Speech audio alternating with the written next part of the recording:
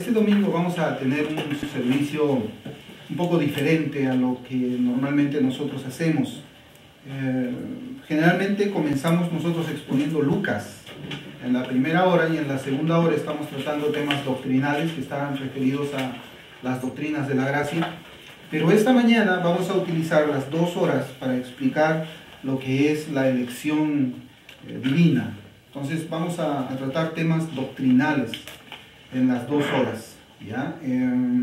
¿Por qué lo voy a hacer así? Porque ustedes van a ir dándose cuenta de que es importante que en este día, en un solo día, nosotros podamos comprender una parte de lo que es la doctrina de la elección. Básicamente vamos a ver lo que significa el conocimiento previo de Dios. ¿Ya? Entonces vamos a comenzar en esta primera hora hablando del tema de la elección, ¿ya? Y podemos titular nuestras 2 enseñanzas el día de hoy con este título. ¿Es la doctrina de la elección divina o es la doctrina de la reacción divina? ¿Ya? Son 2 cosas diferentes, que el Señor escoja y otra cosa es que Él reaccione. Entonces eso es lo que nosotros vamos a ver por medio de las Escrituras. Entonces yo les invito a abrir la palabra de Dios a Primera de Pedro, capítulo 1, versículos del 1 al 2. Primera de Pedro, capítulo 1, versículos 1 y 2.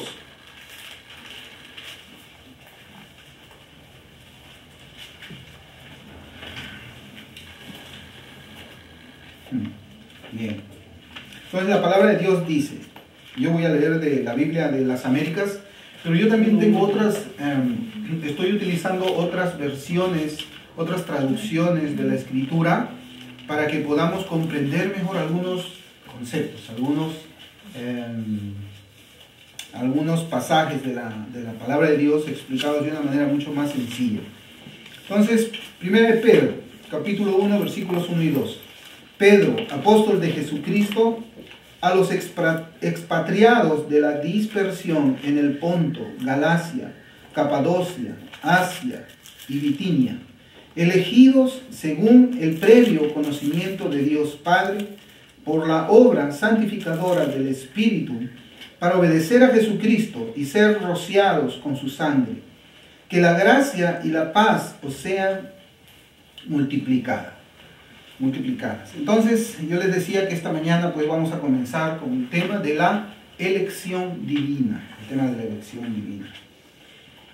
Nosotros habíamos terminado la semana pasada de tratar el tema de la depravación total del hombre y nosotros vamos a tener que considerar en nuestra mente lo que hemos estado exponiendo, lo que hemos estado conversando aún después de las exposiciones de la Biblia, nuestras rondas de preguntas y respuestas acerca de si el hombre tiene libre albedrío o está totalmente depravado. Yo creo que la Escritura enseña de una manera muy clara que el hombre está depravado total, ¿no? O sea, está desprovisto de cualquier capacidad o habilidad para poder buscar a Dios por sus propios medios. Eso es lo que significa la depravación total, ¿ya? Nosotros tenemos que hacer de lado cualquier otra definición que podamos haber escuchado por ahí, porque en realidad las definiciones que se hacen de la depravación total, de lo que yo he estado escuchando en diferentes medios, son equivocadas, ¿no? Entonces yo no sé si de una manera deliberada existe una intención de distorsionar lo que significa la doctrina de la depravación total. La doctrina de la depravación total significa que el hombre, sin la gracia de Dios, no puede buscar a Dios, no puede anhelar a Dios, no puede acercarse a Dios. Tiene que haber primeramente la gracia. Si no hay gracia, el hombre continúa en su estado de perdición. Y vimos nosotros los pasajes que pues apoyan esta teoría, y también hemos visto los pasajes que supuestamente apoyaban la doctrina del libre albedrío, y los hemos visto que a la luz de la palabra de Dios, pues en realidad lo que hacen es apoyar la doctrina de la depravación total del hombre. Entonces, nosotros vamos a comenzar diciendo de que cuando hablamos de la elección existen solamente 2 posiciones. Solamente 2 posiciones. Es la posición que se conoce como la posición arminiana, que es pelagiana, ya sabemos quién es Pelagio, o semipelagiana, Arminiano porque viene de Jacobo Arminio. Y la otra posición es la que se conoce como calvinista, o se conoce como reformada, o se conoce también como doctrina de la gracia. Esa parte. Solamente existen esas dos posiciones cuando nosotros hablamos de soteriología o la doctrina de la salvación. Cuando alguien dice, yo no soy arminiano ni calvinista, yo soy bíblico, en realidad no entiende lo que es la doctrina de la elección, perdón, la doctrina de la salvación. Es alguien que posiblemente tenga una buena intención en su corazón, pero no conoce, pues porque solamente existen dos posiciones, y esas dos posiciones son antagónicas y no puede haber un terreno medio en ninguna, ¿no? Por ejemplo, en el tema anterior que estuvimos viendo, o el hombre tiene libre albedrío o no tiene libre albedrío. No hay una posición intermedia, si usted se da cuenta. Una persona que dice el hombre tiene libre albedrío, ya sabemos qué posición es la que él cree. Y una persona que dice no tiene libre albedrío, pues ya sabemos qué posición tiene. No existe la posición de que un hombre tenga medio libre albedrío. Entonces esa posición es semipelagiana y finalmente también no habla de la depravidad total, ¿no? Puede ser de que dentro del libre albedrío hay algunos que enfatizan mucho el libre albedrío, que caen en doctrinas más heréticas como la del teísmo abierto, que niega la omnisciencia de Dios, y otros que pueden estar más cercanos quizás a lo que la Biblia quiere enseñar, pero igualmente es una enseñanza antibíblica. Entonces algunos creemos que la Biblia enseña que Dios escoge según el puro afecto de su voluntad, escoge por gracia, por gracia a quienes, a las personas, a los seres humanos, a los pecadores que van a ser objetos de su amor. Dios escoge. Y hay otra posición que creen que la Biblia enseña que Dios reacciona. ¿Ya? Yo le voy a decir la reacción de Dios. Dios reacciona cuando, haciendo uso de su omnisciencia, ve a los que aceptan a Cristo de una manera voluntaria. ¿Ya? Uno es la doctrina de la elección y otro se llama la doctrina de la reacción de Dios. Yo se lo voy a explicar por qué. Porque los primeros creemos que Dios escoge, mientras que otros creen que Dios reacciona a lo que el pecador escoge. ¿Ya? Yo sé que parece como que fuese aquí un juego de palabras, pero yo lo voy a procurar explicar bien, ¿no? Los primeros, ¿cómo se llaman? Los que creen que Dios escoge se llaman reformados o calvinistas. ¿Y quiénes son los que creen en la doctrina de la reacción de Dios? O sea, que Dios reacciona dependiendo de lo que haga el pecador. Se conocen como arminianos, pelagianos o semipelagianos. Eso es, ¿no? Entonces esos son términos, son palabras que se utilizan en la teología para describir estas cosas, ¿no? Miren, la diferencia entre uno y otro, yo se los voy a hacer por medio de esta ilustración, ¿ya? Ustedes saben de que, bueno, yo les he contado ya, de que cuando yo he sido joven, yo he servido aquí al ejército de Perú. Y gracias a Dios, pues, Él me ha librado de muchos peligros, ¿no? Mientras yo estaba haciendo mi servicio en el ejército peruano. Entonces, mientras yo estaba tomando nota de mis apuntes para exponer hoy día la palabra de Dios, yo me acordé de diferentes situaciones que se presentaron en el ejército, ¿ya? Y aquí vamos a ver cómo es que existe la elección o existe la reacción. Yo recuerdo que, pues, algunas veces nuestro teniente, nuestro oficial, para una misión determinada pedía voluntarios. Decía, necesito que haga una misión, necesito 2 voluntarios. Entonces, pues, dependía ya de cada uno. ¿Quién quiere ir a hacer la misión o quién no quiere ir? Dependía de la voluntad de cada uno hacerlo, ¿no? Entonces, por ahí siempre se daba un paso al frente, ¿no? En el ejército, es un paso al frente, ya ahí estaban los 2 voluntarios. Ahí, otra situación es cuando el teniente escogía a 2 para una determinada misión. Entonces ahí el teniente ya no pide voluntarios. El teniente va y con su dedo señala, usted y usted, vengan para acá. Entonces, en la primera parte, ¿en dónde es que nosotros podemos encontrar que el teniente hace una elección? ¿En qué parte de estos 2 escenarios el teniente escoge? ¿En la primera, cuando él pide voluntarios? ¿O en la segunda, cuando él con su dedo apunta a 2 personas individuales, especial, para que hagan esa misión? Es en el segundo caso, ¿verdad? En el primer caso no está escogiendo nada el teniente o el oficial. En el primer caso lo que el teniente está haciendo es esperar que reaccione la tropa que está delante de él y que de ahí en su voluntad cada uno diga, bueno, yo quiero. Y los otros que no quieren se quedaron ahí. Pero ahí no hay elección. Absolutamente no hay elección. El oficial solamente depende de la voluntad de cada uno de ellos. Es muy distinto el segundo escenario. En el segundo escenario sí hay elección. El teniente agarra y señala con su dedo, el cabo tal y el sargento tal, vengan para aquí. Ustedes van a ir a la misión que yo les tengo, ¿no? Entonces, en la primera situación el teniente no escoge, como les digo, ¿no? Son los soldados que se escogen ellos mismos. ¿Se da cuenta cómo es la diferencia? Son los soldados. Y en el segundo caso, pues el teniente escoge a dos según la voluntad de él, no según la voluntad de los soldados. Este ejemplo nosotros podemos llevarlo a la teología. Hay una posición que enseña de que Dios reacciona cuando los hombres en su libre albedrío voluntariamente se presentan a Él para salvación. ¿Dios está escogiendo ahí? Dios no escoge. Ellos mismos se escogen. Yo quiero ser salvo, yo me escojo, así que yo doy un paso adelante. Señor, sálvame. En un segundo caso es Dios quien escoge. Ahora nosotros tenemos que tener siempre en consideración la doctrina de la depravación total, porque si hemos visto que el hombre no busca a Dios, entonces ¿cómo el hombre puede ofrecerse de voluntario para su propia salvación?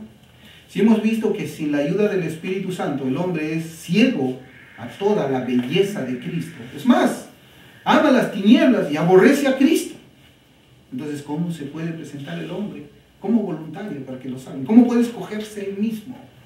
Esa es la diferencia que yo quisiera que nosotros tengamos en mente, porque una corriente teológica lo que enseña es la reacción divina, mientras que otra corriente teológica enseña la elección divina. La elección divina. Entonces nosotros vamos a responder a la pregunta: ¿qué es lo que la Biblia enseña? La Biblia enseña la doctrina de la reacción de Dios, o la Biblia enseña la doctrina de la elección de Dios. ¿Enseña que Dios escoge por su libre voluntad o enseña que Dios reacciona según lo que el pecador decide escoger libremente? ¿Cómo es, no? Entonces, esta pues es la quinta enseñanza de lo que se conoce como las doctrinas de la gracia o el calvinismo. Esa ha sido nuestra introducción para esta mañana, ¿no? En los dos anteriores domingos, como ya dije, estuvimos nosotros tratando el tema del supuesto libre albedrío del hombre. Y a manera de conclusión, nosotros pudimos llegar, entre otras cosas, a lo siguiente. Ahora yo quisiera un poco recordar lo que nosotros enseñamos acerca de la depravidad del hombre. Aunque muchos lo nieguen, la enseñanza popular de nuestros días proclama desde los púlpitos, ¿qué cosa? Que Cristo ha hecho su parte.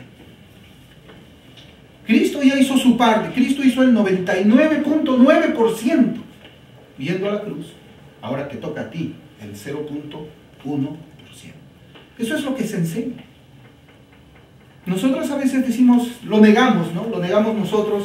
Decimos, no, yo nunca he enseñado eso, de que el hombre pues ahora tiene que completar la salvación. Pero eso, hermano, en la práctica, eso se ve. En los púlpitos, cuando uno escucha los mensajes, uno se da cuenta de que se está enseñando eso. Yo he sido testigo, ¿no? En iglesias aquí, bueno, y en iglesias también en el extranjero, ¿no? Una vez recuerdo mucho y con mucha pena, en una iglesia que yo estaba ya en los Estados Unidos, una iglesia hispana, pues para el día que se conoce como la Semana Santa, la Pascua, ellos pues normalmente debe hacerse un servicio y predicar a Cristo, predicar el Evangelio, pero el pastor optó por poner una película que se llamaba La Pasión de Cristo. Eso fue el servicio. Pasar una película, así, pusieron una pantalla gigante y en el santuario pasaron la película La Pasión de Cristo de Mel Gibson. Yo recuerdo de que, bueno, cuando comienzan ya los sufrimientos del Señor, cada 15 minutos ponían pausa a la película, encendían la luz y el pastor decía, esto es lo que ha hecho Cristo por ti, ahora ¿qué vas a hacer tú por Él? Entonces seguían, otra vez ponían la película, 15 minutos más, Paraban la película y decían, esto es lo que Cristo ha hecho ya cuando estaba en la cruz. Ahora te toca a ti hacer tu parte. Ábrele ahora tú tu corazón. Eso es lo que se enseña. Cristo ya hizo el 99%, ahora te toca a ti el 1%. ¿No? Por eso es que es importante que nosotros podamos entender estas doctrinas de la salvación. Se conoce como soteriología en la teología. Soteros, salvación; logo, tratado, estudio de la salvación. Porque dependiendo de lo que nosotros entendamos de cómo Dios salva a un pecador, ¿qué cosa es lo que hacemos? Evangelizamos.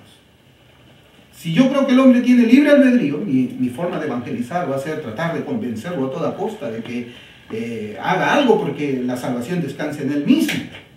Pero si yo entiendo que no es así, si yo entiendo que el hombre está depravado, que depende de Dios su salvación, la forma en que yo voy a hablarle del evangelio va a ser diferente, ¿verdad? Sí. Entonces, en nuestros púlpitos, pues, como habíamos dicho la vez pasada, la salvación es vista como el vaso que contiene la medicina que puede usarse para sanar a la persona, pero solamente sirve si es que el pecador acepta recibir el vaso y tomarlo. Siempre está en las manos del pecador. También se enseña que Cristo puede y desea salvar al pecador solamente si el pecador en su libre albedrío tenga el deseo de ser salvado. Es un problema, porque ¿quién puede tener el deseo de ser salvado?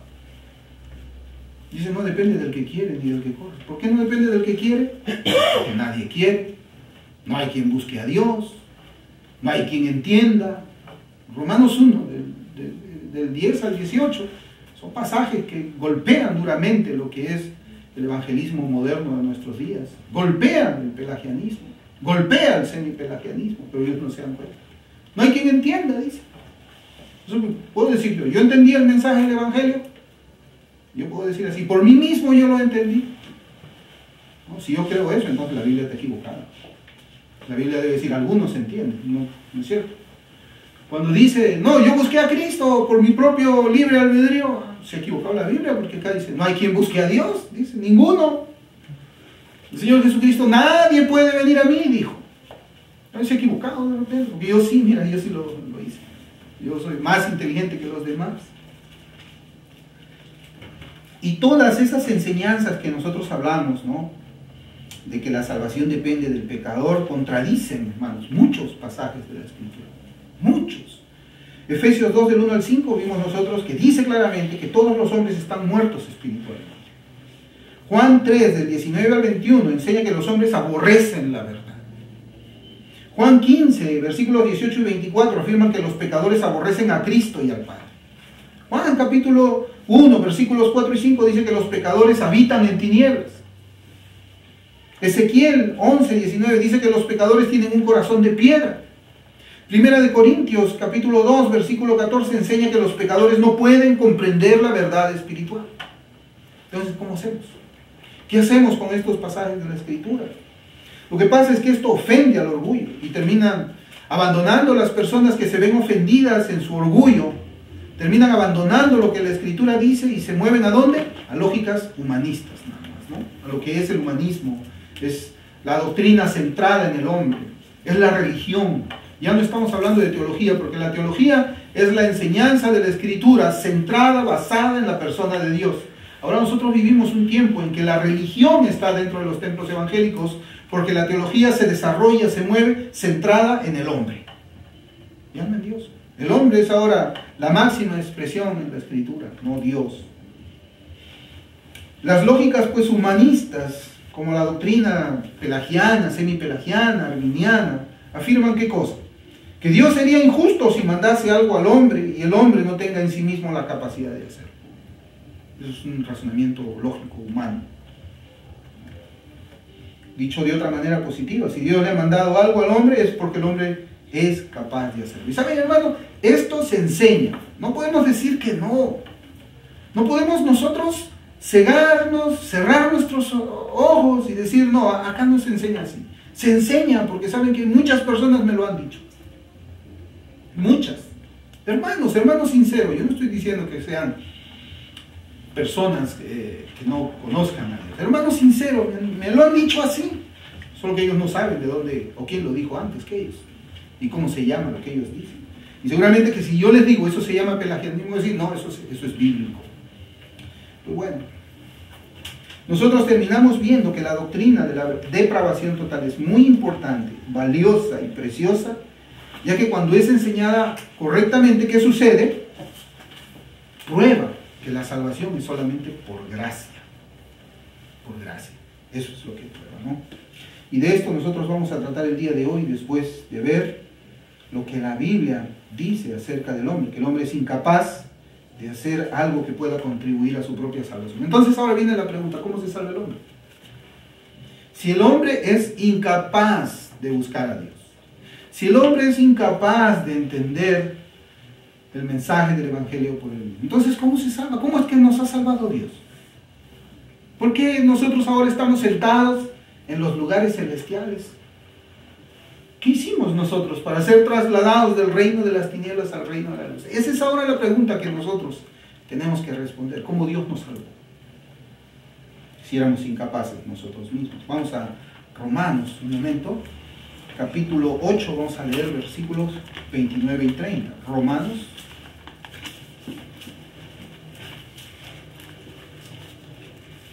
Capítulo 8. Versículos 29 y 30.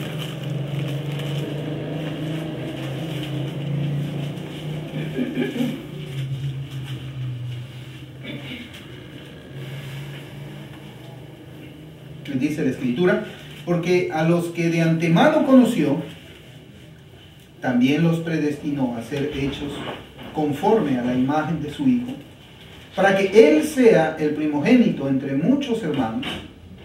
Y a los que predestinó, a esos también llamó, y a los que llamó, a esos también justificó, y a los que justificó, a esos también glorificó. Estos pasajes, estos versículos se conocen como la cadena de oro de la salvación. Así se conoce, esa es la cadena de oro de la salvación. Cuando alguien le pregunta, ¿cuál es la cadena de oro de la salvación? Está Romanos 8, 29 y 30. Así comienza, ¿no? ¿Y cuáles son? ¿Cómo es que son lo que nosotros vemos aquí? Vemos, donde en esta cadena de oro la secuencia es como sigue. Primero, ¿qué cosa es? Conocimiento previo, así dice Reina Valera 60. Conocimiento previo. O conocimiento anterior, dice Reina Valera 60. Segundo viene ¿qué? La predestinación. Tercero, el llamamiento. Cuarto, la justificación. Y quinto, la glorificación. Entonces, vamos a ver, ¿dónde es que comienza la salvación? De acuerdo a la cadena de oro de la salvación. ¿Dónde comienza la salvación? La respuesta está en el versículo 29. A los que antes conoció. Ahí comienza la cadena de oro. Entonces, quisiera que prestemos atención ahora a otro pasaje de las Escrituras, que es el que nosotros hemos utilizado para nuestro estudio. ¿Ya? Primera de Pedro, capítulo 1, versículos 1 y 2. Vamos a volver ahí. ¿Ya? Y de ahí vamos a hacer alguna exégesis aquí a este texto. Primera de Pedro, capítulo 1, versículos 1 y 2. ¿Lo tiene? Muy bien, entonces voy a dar lectura. Yo tengo Biblia de las Américas. Dice: Pedro, apóstol de Jesucristo, a los expatriados de la dispersión en el Ponto, Galacia, Capadocia, Asia y Bitinia. Dice: elegidos según el previo conocimiento de Dios Padre, por la obra santificadora del Espíritu, para obedecer a Jesucristo y ser rociados con su sangre, que la gracia y la paz os sean multiplicadas. Mire, en Reina Valera dice elegidos según la presciencia, ¿no? Y otras dicen previo conocimiento. Lo que quiere decir aquí es que presciencia y previo conocimiento significan lo mismo, son palabras intercambiables. Presciencia o previo conocimiento significa lo mismo. Solamente es la misma palabra griega. Nosotros tenemos que acordarnos de que existen manuscritos que están redactados en griego koiné. Y de esos manuscritos hay una sola palabra, pero esa palabra ha sido traducida por una versión como presciencia, y en otras versiones esa misma palabra ha sido traducido como previo conocimiento. Es la misma palabra, por eso decimos que significan los mismos, son palabras intercambiables. Pero yo quisiera leer 2 veces más o 3 veces más una parte de este texto, ¿ya? Aquí dice, elegidos según el previo conocimiento de Dios Padre. Otra vez vamos a leer. Elegidos según el previo conocimiento de Dios Padre. Elegidos según el previo conocimiento de Dios Padre. Miren, en primer lugar podemos decir por medio de este pasaje que Dios escoge. Aquí dice así, elegidos, o sea, Dios escoge. Elegidos por el Padre es lo que dice. Entonces esa es una primera conclusión que nosotros podemos tener de este versículo. Elegidos por el Padre elige. En segundo lugar podemos decir que esta elección es según el previo conocimiento de Dios, porque dice eso, elegidos según la presciencia o elegidos según el previo conocimiento de Dios. Y en tercer lugar, ahora yo quiero preguntar lo siguiente. ¿Qué es, de acuerdo a este texto, lo que Dios conoció previamente? ¿Qué es lo que Dios, según nuestro texto, es lo que Él conoció previamente? ¿Qué es lo que Él conoció previamente? ¿Qué dice el texto? Dice el texto que Dios conoció a los pecadores que iban a creer en Él y que Dios, viendo eso, el Padre pues los escogería. ¿Dice eso?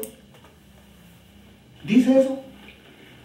No dice, ¿no? Acá solamente dice, elegidos según el previo conocimiento de Dios. Pero no dice qué cosa fue lo que Dios conoció previamente. No dice. ¿Pero qué es lo que se enseña? Se enseña así, ¿no? Se dice, este texto significa que Dios usó su omnisciencia y vio en el futuro quién iba a creer. Pero dice eso el texto. Bueno. Si fuese así, el texto diría de esta forma: Pedro, apóstol de Jesucristo, a los expatriados de la dispersión en el Ponto, Galacia, Capadocia, Asia y Bitinia, elegidos según el previo conocimiento de Dios Padre, por el cual vio en el futuro a aquellos que iban a creer en Él, por la obra santificadora del Espíritu, para obedecer a Jesucristo y ser rociados con su sangre, que la gracia y la paz os sean multiplicadas. ¿Dice eso? No dice eso. Acá dice solamente elegidos según el previo conocimiento de Dios. Nada más, no dice nada más. No dice nada más. No lo dice. No hay ningún texto, hermanos, en la Biblia que diga que Dios iba a conocer que un pecador lo aceptaría en su libre albedrío. No hay ninguno. Ningún texto. Este texto no lo dice, y ningún texto en toda la Escritura dice de esa manera. Interpretar ese pasaje de esa forma es introducir una idea que no se encuentra en el texto mismo. Si yo voy a decir de que Dios vio en el futuro basado en este texto, yo estoy metiendo una idea mía en el texto. ¿Y saben cómo se llama eso? Se llama eisegesis. Eisegesis. Nosotros estamos estudiando los sábados exégesis y hermenéutica, ¿no? Exégesis es una forma de extraer del texto la verdad de la palabra de Dios, y eisegesis significa meter algo en el texto.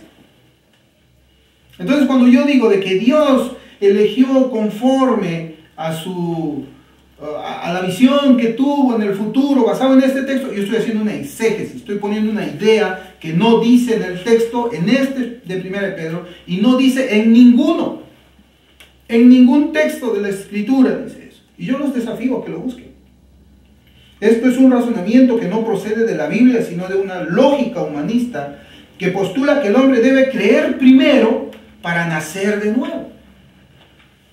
Así es la lógica humanista. Dicen, bueno, tú tienes que creer, tú tienes fe, ¿y qué pasa después que tú tienes fe? Naces de nuevo. Ese es, ¿no? Cuando las Escrituras, hermanos, enseñan lo contrario. El pecador nace de nuevo y después cree. Después cree, ¿no? Entonces, Estamos viendo en primer lugar una conclusión de este pasaje de Primera de Pedro, capítulo 1, que no dice lo que comúnmente se enseña. ¿Ya? Hablar de esa manera es hacer una eisegesis de la Biblia. Entonces, ahora lo que yo quisiera es, ya que estamos tratando este tema, que abramos la Escritura para buscar una respuesta bíblica a la interrogante que nosotros tenemos aquí. Es cierto que dice, o en algún lugar de la Escritura dice, de que nosotros debemos creer para nacer de nuevo. ¿Sí? Vamos a ir a Primera de Juan, está ahí cerca de donde estamos nosotros. Vamos a ver 3 pasajes. ¿Ya? Yo quisiera también aclarar este tema aquí, que tiene que ver con la elección también.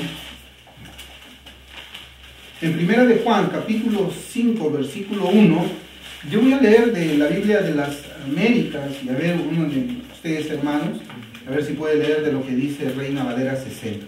Vamos a ir viendo aquí 3 pasajes en Primera de Juan, y vamos a ir guardando nuestro lugar ahí, ¿ya? O sea, vamos a ver un versículo primero, no vamos a perder de vista ese versículo, vamos a abrir en otro capítulo, otro versículo así.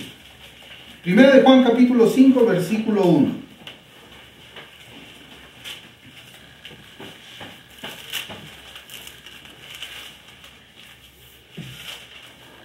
Primera de Juan, capítulo 5, versículo 1. Dice, todo aquel que cree que Jesús es el Cristo, ¿qué dice? Es nacido de Dios. Y todo aquel que ama al Padre, ama al que ha nacido. Bueno, mire, este versículo, hermanos, yo lo estoy citando, ¿saben por qué? Porque es un versículo que se utiliza mucho para pretender sostener la posición de que el hombre cree primero y después nace de nuevo. Mire, este versículo parece indicar, ¿no?, que el resultado o la consecuencia de creer en Cristo, ¿qué es? Nacer de nuevo. Porque mire cómo dice, todo aquel que cree en Jesús, que Jesús es el Cristo, es nacido de Dios. Wow, ahí está, ¿no? Dice, ahí está, mira, ve, crees, naces de nuevo. Pero vamos a ver otros 2 pasajes, ¿ya?, que se encuentran en la misma carta del apóstol Juan. Vamos a retroceder nomás ahí donde estamos, creo que sin cambiar de página, Primera de Juan 4:7. Sin cambiar de página. Primera de Juan 4:7 dice, amados, amémonos unos a otros porque el amor es de Dios. Y dice, y todo el que ama ¿es qué? Nacido de Dios y conoce a Dios. Este versículo, hermanos, ¿saben?, tiene la misma construcción gramatical que Primera de Juan 5:1. Por lo tanto, si el primero dice que la fe es la causa del nuevo nacimiento, entonces este versículo dice que amar al prójimo es la causa del nuevo nacimiento. ¿Se da cuenta? ¿Por qué? Porque 1 Juan 5:1 dice, todo aquel que cree que Jesús es el Cristo es nacido de Dios. Y este dice, 1 Juan 4:7, todo el que ama es nacido de Dios. Por eso, si en el primer versículo la causa del nuevo nacimiento es la fe, en el segundo versículo que estamos viendo, la causa del nacimiento, ¿cuál es? Amor. Amar al prójimo. Ahora, 1 de Juan 2:29, mire cómo dice. 1 de Juan 2:29, dice la Escritura. Si sabéis que Él es justo, sabéis también que todo el que hace justicia es nacido de Él. La misma construcción gramatical, ¿se da cuenta? Este versículo tiene su construcción gramatical semejante a las otras 2, por lo tanto va a enseñar que la causa del nuevo nacimiento es hacer justicia. ¿Enseña la Biblia que hay 3 formas de nacer de nuevo? Dice la Biblia que uno puede nacer de nuevo por creer que Jesús es el Cristo. También puede nacer de nuevo por amar al prójimo. Y también uno puede nacer de nuevo por hacer justicia. No, hermanos, estos pasajes, ¿saben qué es lo que enseñan? En 1 Juan 2:29 lo que enseña es que el nacido de Dios hace justicia. En 1 Juan 4:7 enseña que el nacido de Dios ama al prójimo. Y en 1 Juan 5:1 dice, el nacido de Dios cree que Jesús es el Cristo. Entonces, ¿qué es primero? ¿Nacer de nuevo o creer? Nacer de nuevo. Esto, aquí en 1 Juan nos está enseñando que el nacimiento es previo a la fe. ¿Se da cuenta? ¿Se da cuenta que es así? El nuevo nacimiento, la regeneración es antes de la fe. Y ya que estamos hablando de fe, aquí estamos hablando de la fe también. Debemos decir que la Biblia en ninguna de sus páginas afirma que el pecador puede generar su propia fe salvadora. En ninguna. Es verdad, la Escritura le manda al hombre creer, eso no lo vamos a negar, dice así. Pero en ninguna parte de la Biblia dice que el hombre mismo puede crear su propia fe salvífica. Eso es una cosa diferente y tenemos que aprender a separar los temas. ¿Dios demanda fe? Sí, Dios demanda fe. ¿El pecador puede crear su propia fe? No, la Biblia no dice eso. No lo dice. Por el contrario, afirma que Cristo es el autor de la fe salvífica y Él otorga al pecador esa fe por gracia. ¿Ya? Mire, Hebreos 12:2. Es importante este tema, hermanos, para que nosotros podamos entender un poco lo que es la elección divina, la doctrina bíblica de la elección divina. Hebreos 12:2 dice, puesto los ojos en Jesús, el autor y consumador de la fe. Mire cómo dice la versión Biblia al día.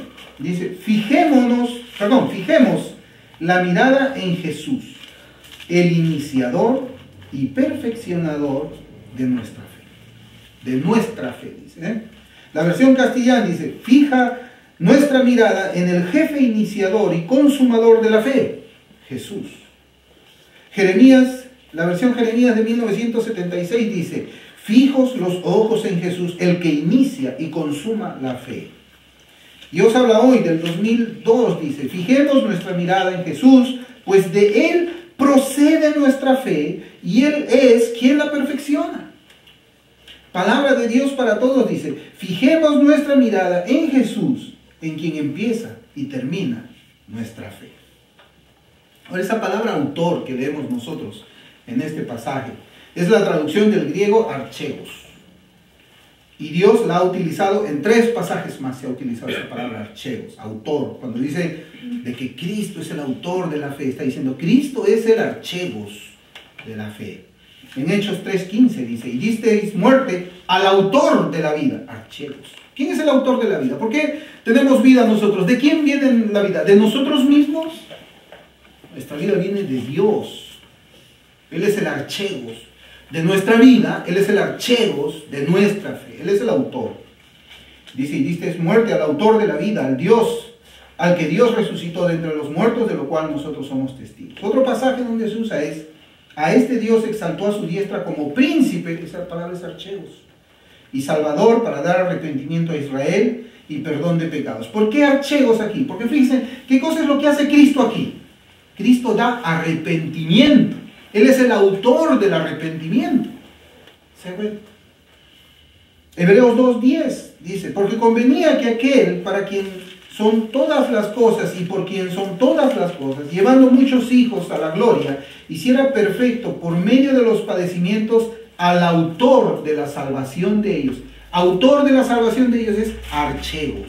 O sea, nuestra salvación viene de Él. Yo no hago mi salvación. Ya cuando uno está así viendo el uso de estas palabras griegas en diferentes contextos de la Biblia, uno comienza a agarrar un poco mejor qué cosa es el significado de lo que la Escritura quiere decir en muchos pasajes. ¿Ya? El diccionario Word Study dice de esta palabra, archegos, dice, Jesucristo es llamado archegos, el creador de la fe, en Hebreos 12:2. Esto puede significar que Jesús es el que inicia y termina la fe en las almas de los hombres. Aquí está dándonos ya lo que es la interpretación de ese pasaje.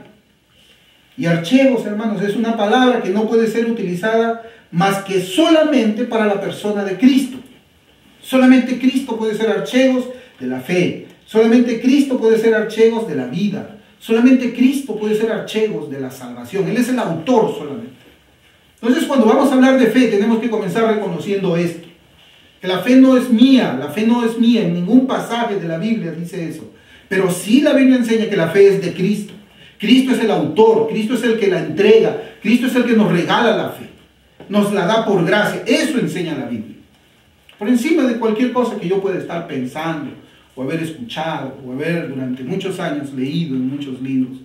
El libro de Dios, la Biblia, dice que el hombre no puede generar su propia fe. Y dice que hay solamente una persona que es la iniciadora de la fe, de la vida y de la salvación, que es Cristo.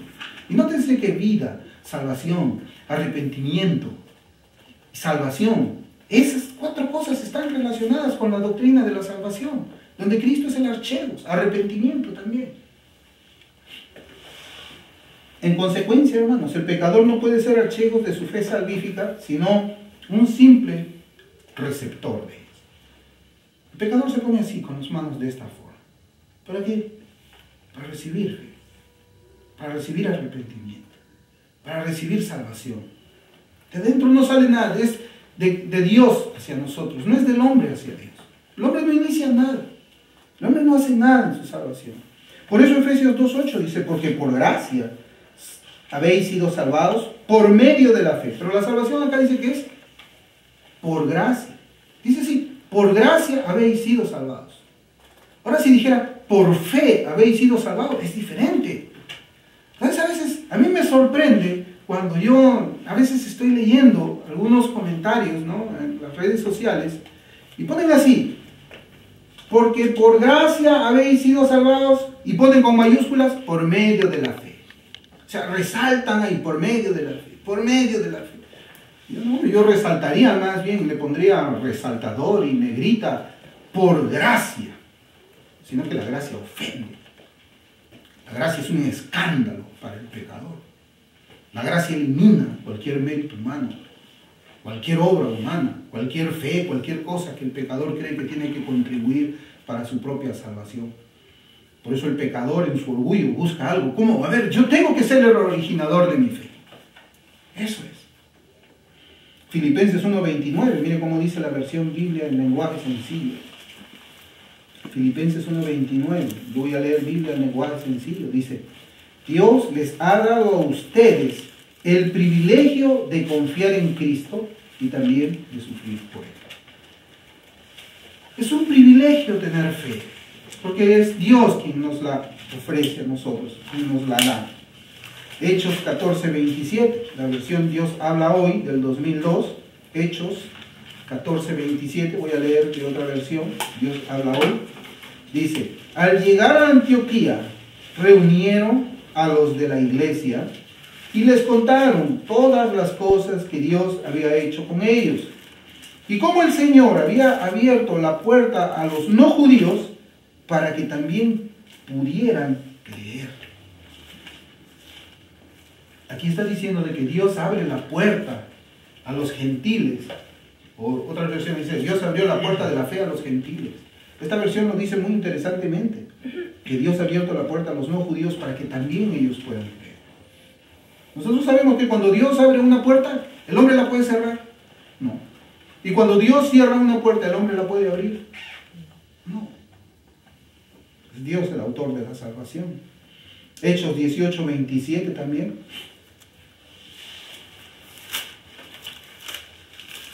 Dice, en la Biblia latinoamericana, dice, como pensaba pasar por acá, los hermanos lo alentaron y escribieron a los discípulos para que lo recibieran.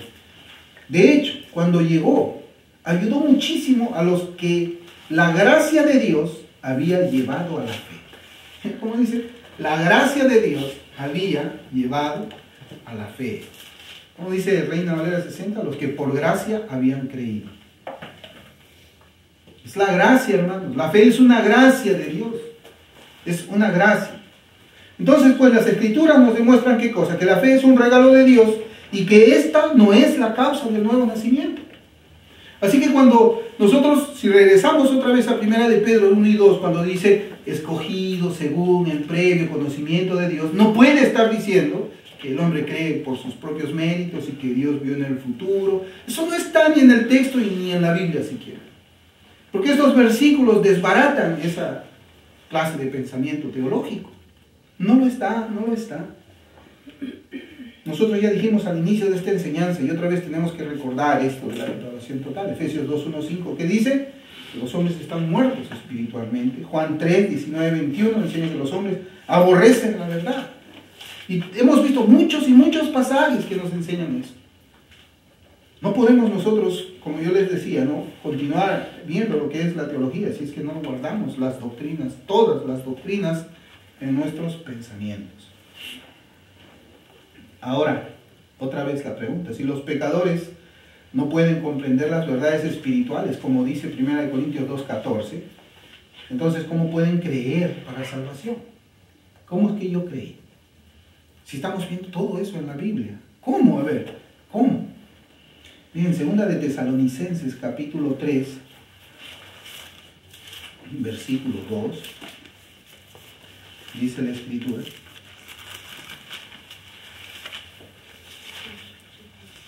Dice, y para que seamos librados de hombres perversos y malos, porque no todos tienen fe. Reina Valera 60 dice, porque la fe no es de todos. Segunda de Tesalonicenses 3:2.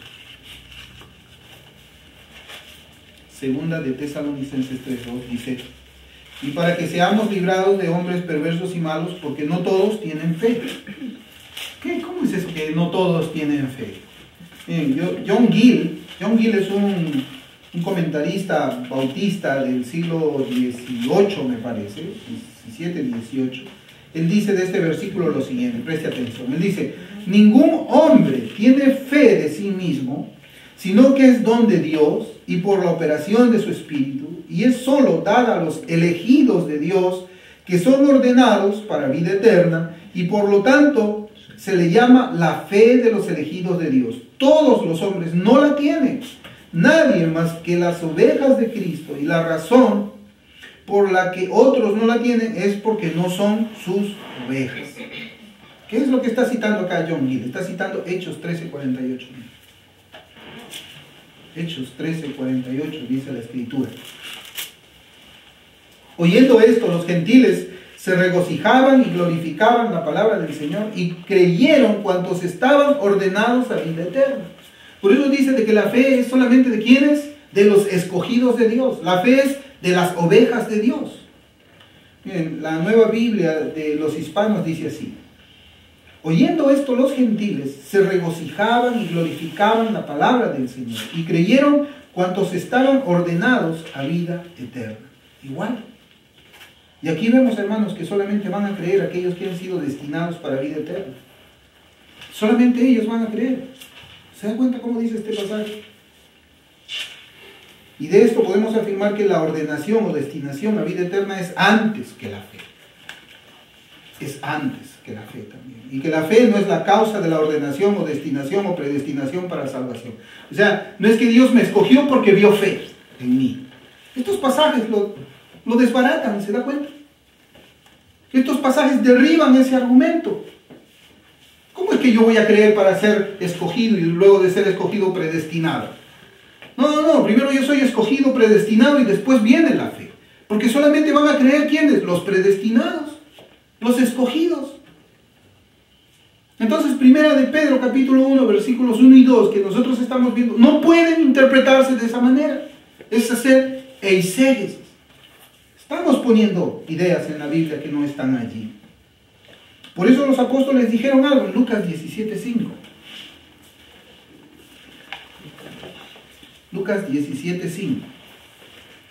Y los apóstoles dijeron al Señor, aumentanos la fe. Señor, aumentanos la fe. Ahora, si la fe es de ellos mismos, ¿por qué ellos mismos no se la aumentaron? Si la fe es del hombre, ¿por qué ellos mismos no se la aumentaron? ¿Por qué tenían que pedirle a Cristo, Señor, auméntame mi fe? ¿Por qué? ¿Por qué? Porque ellos sabían que no podían aumentársela a ellos mismos. Ellos sabían que la única persona que puede aumentar la fe, ¿quién es? Es el autor de la fe. ¿Y quién es el autor de la fe? Cristo es el autor de la fe. ¿Se dan cuenta? Estamos hablando todas estas cadenas, ¿no? El autor de la fe, estamos viendo de que el nuevo nacimiento es antes de poder creer. Estamos viendo que la fe no es de todos. Estamos viendo que antes de la fe es la preordenación, la elección, la ordenación para vida eterna, todo eso. Entonces, primera de Pedro, capítulo 1, versículos 1 y 2, no puedo interpretarlo de esa manera. ¿Por qué? Porque va a tener conflicto con otros pasajes de las Escrituras. Entonces la Biblia tiene contradicciones en ella misma. No, eso no es posible. La Biblia no tiene contradicciones. Ahora nosotros tenemos que regresar, hermanos, a nuestro pasaje de primera de Pedro. Ya hemos visto algunas cosas y vamos a continuar bien. Ahora tenemos que regresar pues a nuestro pasaje en primera de Pedro, capítulo 1, versículos 1 y 2, para ver otro aspecto que debemos de considerar en el uso de la palabra conocimiento previo. o previo conocimiento, o presciencia, como dice Reina Valera, dice presciencia. Dice. Mira, esta palabra se utiliza, hermanos, esta palabra griega se utiliza solamente 2 veces en el Nuevo Testamento. ¿Ya? Esta palabra se utiliza 2 veces en el Nuevo Testamento. El otro versículo donde se utiliza es Hechos 2:23. Hechos 2:23, sabemos ese pasaje, dice, a este, entregado por el plan determinado y el previo conocimiento de Dios. Esa palabra, previo conocimiento, es la misma que se usa aquí en Primera de Pedro. 2 veces nomás se usa esa palabra. Dice, clavasteis en una cruz por manos de impíos y le matasteis. Entonces, previo conocimiento viene del griego prognosis, que es el griego 42:68. Y yo quiero ir aquí, yo he preparado un cuadro en la pizarra, a ver si podemos ver. ¿Sí alcanzamos a ver todos? Sí. Ya. Previo conocimiento, ¿no? Esta palabra previo conocimiento viene del griego prognosis. Este es el código griego. G4268 para los que quieren revisar en el Strong o en el diccionario Vine. ¿Ya? Solamente se utiliza 2 veces en la escritura. Solamente 2 veces se usa esa palabra. En nuestro pasaje, Primera de Pedro 1:2 y en Hechos 2:23. En ningún otro pasaje se utiliza esa palabra. Ahora, en Hechos 2:23 y Primera de Pedro 1:2 nosotros encontramos algo en común ahí. ¿Qué es que tienen en común estos 2 versículos? Es la persona de Pedro, el apóstol Pedro. ¿Por qué? En Hechos 2:23 Pedro lo dijo. Pedro usó esa palabra en su discurso cuando él estaba predicando ahí después que el Espíritu Santo había descendido. Y en Primera de Pedro 1:2 Pedro la escribió. Entonces, Pedro conocía perfectamente el significado de esta palabra prognosis, como él la escribió en su manuscrito original. Pedro lo dijo aquí, y aquí Pedro lo escribió. Ahora, si en Primera de Pedro, capítulo 1, versículo 2, prognosis, significa que Dios reaccionó a las acciones libres del pecador, como se enseña popularmente. Si Dios significa eso, que Dios reaccionó a las acciones libres del pecador, en Hechos 2:23 ¿no tiene que significar lo mismo? Tiene que significar lo mismo. Tiene que ser así. Entonces en Hechos 2:23 tiene que significar lo mismo. Es decir, Dios envió a Cristo a la cruz en respuesta a los que los pecadores iban a hacer con su libre albedrío. Entonces en realidad Dios no mandó a el Padre no mandó a Cristo de su voluntad, sino que el Padre lo envió a Cristo a hacer sacrificio cuando Él estuvo seguro, porque vio el futuro, que los impíos lo iban a clavar. Esa es la única explicación. Y esto quiere decir que el hombre es el protagonista principal de la salvación. El hombre es el protagonista principal de la salvación, si es que vamos a interpretarlo así. De la salvación de los pecadores, al matar a Cristo para todo el mundo, y luego cuando se escogen ellos a sí mismos. ¿Se dan cuenta? Miren, cuando nosotros examinamos el griego y comenzamos a aplicar preguntas lógicas a estos 2 textos, nos vamos a dar cuenta de que esa interpretación del previo conocimiento en prognosis no puede significar que Dios vio en el futuro. No puede, porque Hechos 2:23 también tendría que ser así. Porque la misma persona en una oportunidad lo habló y en otra oportunidad lo escribió. ¿Se da cuenta? ¿Se da cuenta cómo es que cuando nosotros comenzamos a ir a las palabras originales, podemos encontrar más riqueza, más conocimiento de qué cosa es lo que la Escritura quiere decir por lo que dice? Bueno, evidentemente que no todos nosotros como creyentes quizás tenemos acceso a esta información de los idiomas originales, pero para eso estamos nosotros, para escudriñar, estudiar, hacer exégesis y comenzar a comparar los textos, el significado de los textos. Y cuando hacemos eso, ¿qué tenemos? Tenemos el significado de la Escritura, tenemos claridad, tenemos un mejor panorama para abordar un versículo y poder interpretarlo. El error, hermanos, para interpretar esta expresión previo conocimiento nace del error de traducir la palabra griega prognosis. De ahí nace. Prognosis, de ahí nace el error. La teología ancha y moderna afirma que esta palabra prognosis significa saber las cosas con anticipación. Y terminan diciendo que previo conocimiento es lo mismo que omnisciencia. Y lo igualan a la omnisciencia de Dios. La omnisciencia de Dios es el atributo divino que hace, o por el cual Dios conoce todas las cosas. Dios es omnisciente, ¿por qué? Porque Él conoce todas las cosas. Del futuro, en cualquier lugar, Dios sabe todo. Pero prognosis no significa eso, no es igualarlo. Y esta conclusión conduce a una interpretación errónea de los dos pasajes donde se utiliza esta palabra griega. Para aclarar este punto debemos hacer un análisis de la gramática griega del texto de Hechos 2.23. Mire, vamos a Hechos 2.23. Ahí vamos a entender nosotros qué significa conocimiento previo. Prognosis. Hechos 2.23. Yo voy a leer de Reina Valera 60. Reina Valera 60 dice: el determinado consejo y anticipado conocimiento. Ya, hermanos, aquí podemos ver el orden de las palabras en que se encuentran en los manuscritos originales, o en el idioma original, en la copia de los manuscritos originales. Ese es el orden. El orden es determinado consejo y anticipado conocimiento. Ya, en Hechos 2.23. Y aunque leemos aquí 4 palabras, hermanos, porque nosotros estamos leyendo determinado, palabra 1, consejo, palabra 2, anticipado, palabra 3, conocimiento, palabra 4, en realidad en el original son solamente 3 palabras. ¿Ya?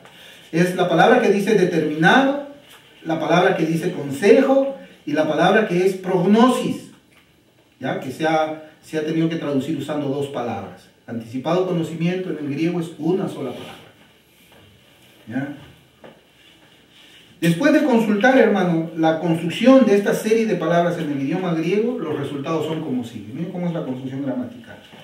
En este pasaje, cuando tenemos un artículo seguido de las 2 palabras, determinado consejo, seguida de la conjunción y, cuando dice determinado, y previo conocimiento, esa palabra y es kai en el griego, con un sustantivo al final, que es prognosis o previo conocimiento. La palabra después de la conjunción, o sea, después de ese y, previo conocimiento, es la explicación extendida de la palabra antes. O sea, cuando dice en Reina Valera 60, el determinado consejo y, ese y, está indicando que la palabra anticipado conocimiento es la explicación extendida de las palabras determinado consejo. Es una acción activa de Dios como resultado de su plan o consejo. Eso es lo que está diciendo. Es un poco complicado, ¿no? Pero si vamos ahí al texto, por eso es que yo he cogido Reina Valera 60, porque todos aquí manejan esa versión. Mire, dice el determinado consejo, ¿verdad? Ahí en Hechos 2.23. Luego viene una y luego viene anticipado conocimiento. Entonces, lo que esta construcción gramatical quiere decir es que el determinado consejo es sinónimo con el anticipado conocimiento, expresan lo mismo. Eso es lo que dice en un estudio del idioma griego. Por eso, hermanos, miren, el diccionario Word Study, otra vez voy a citarlo, define a la palabra prognosis. Prognosis, esta palabra de aquí, ¿cómo la define el diccionario para estudiar el griego? De esta manera, dice: se utiliza para denotar la comunión preordenada de Dios con los objetos de su poder salvador. Fíjense, qué diferente, ¿no? Dice, denota la comunión preordenada, o sea, antes que todo exista, de Dios con los objetos de su poder salvador. Eso es lo que dice. Un significado que fluye de las palabras originales y no son una adaptación humana para sustentar ideas preconcebidas o ideas humanistas. Cuando nosotros recurrimos a esos diccionarios, nos damos cuenta que muchas cosas que pues, vemos que está enseñando no son correctas. John Gill, un teólogo bautista otra vez del siglo XVIII, comentó sobre este versículo de Hechos 2.23 de la siguiente manera. Mire, dice: Dios no solo sabía de antemano que así sería, sino que determinó que deba ser así. Él hace todas las cosas según el designio de su voluntad, y esto para la salvación de su pueblo y para la glorificación de sus divinas perfecciones. Entonces, cuando nosotros vemos estos dos pasajes, hermanos, de Hechos 2:23, en Primera de Pedro 1:2, en esa palabra prognosis, no significa lo que normalmente nosotros hemos oído. No significa que Dios vio en el futuro quiénes iban a creer en Cristo, quiénes no iban a creer, y reacciona ante esa elección de las personas. No, eso no enseña. Nosotros podemos concluir que en cuanto al conocimiento previo de Dios, podemos concluir que es una relación. Esa palabra habla de una relación entre Dios y, aquí en este Hechos 2:23, y un acontecimiento. Es la relación de Dios y un acontecimiento en Hechos 2:23. Y ese acontecimiento, que incluye todos los detalles, es que Cristo fue entregado para ser crucificado. En ese sentido, previo conocimiento en Hechos 2:23 es la voluntad de Dios haciendo que acontezcan las cosas, que ocurra eso. Por eso también habíamos conversado nosotros antes en esta serie acerca de las doctrinas de la gracia, habíamos hablado del decreto de Dios. Si nosotros no entendemos el decreto de Dios, no vamos a comprender estas cosas. Si nosotros no vamos a comprender que todo está determinado por Dios, todo está dentro de su plan, no vamos a entender esas cosas. Si vamos a pensar de que las cosas se van moviendo conforme a qué es lo que yo voy a decidir y que Dios no sabe exactamente qué es lo que va a pasar mañana o qué me va a pasar a mí mañana, no vamos a comprender nosotros. Primeramente distorsionamos la persona de Dios, no vamos a entender mucho de lo que la Escritura enseña. Y con relación a 1 de Pedro 1:2, el conocimiento previo es la relación entre Dios y su pueblo. Eso es lo que dice. Lo cual es la causa de la elección. O sea, el conocimiento previo es una relación que Dios tiene con las criaturas que Él piensa salvar antes de la elección. Antes. Previo conocimiento no es ver al futuro los que van a creer en Cristo. Eso no existe, hermanos, en ningún pasaje de la Escritura.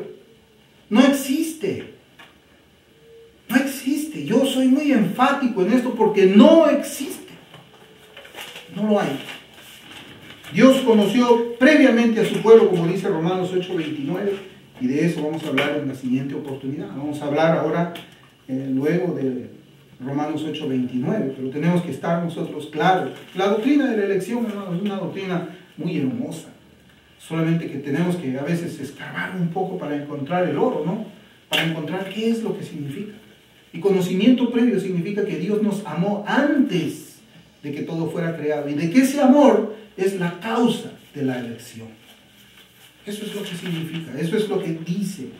No existe ningún pasaje que diga que Dios usó su omnisciencia como un televisor que ve al futuro y reacciona y escoge. No, eso no es elección, eso es reacción.